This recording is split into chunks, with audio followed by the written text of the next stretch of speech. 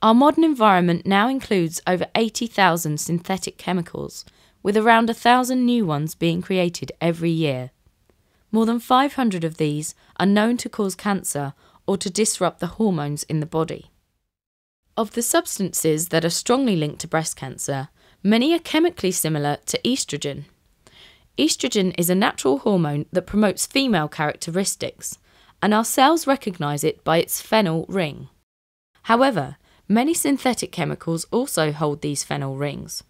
This can cause them to have estrogen mimicking effects. These estrogen mimics can cause problems by taking the place of natural estrogen and turning effects on or off in the cells at the wrong times. Because of this hormone disrupting effect, the estrogen mimics are classed as endocrine disrupting chemicals, or EDCs.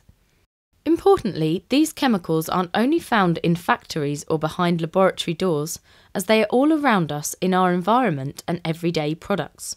You can find EDCs in many toiletries, detergents, plastic containers, and many other sources. So what are the long-term effects of EDCs? Scientists have found that they can promote the growth of breast cancer cells and hormonally sensitive tumours. They've also found that EDCs interfere with mammary gland development, such as in the womb and during puberty, and this increases our susceptibility to breast cancer.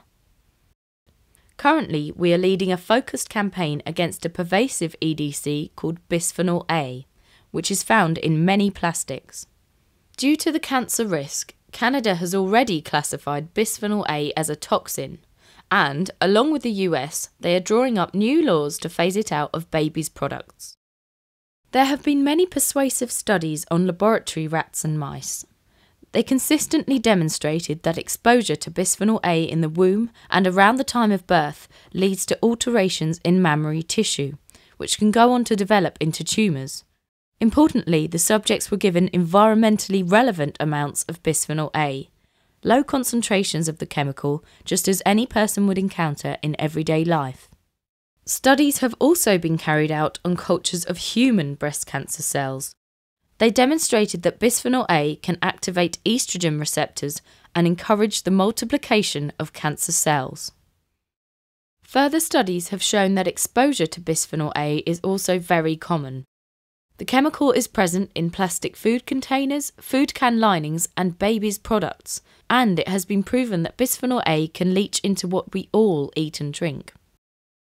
38 of the world's leading scientific experts on bisphenol A have considered all this evidence and warned policymakers about the potentially harmful effects of exposure to the chemical. The evidence shows us that something has to be done.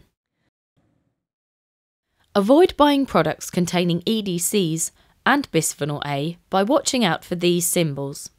Plastic containers with these symbols on are free of bisphenol A.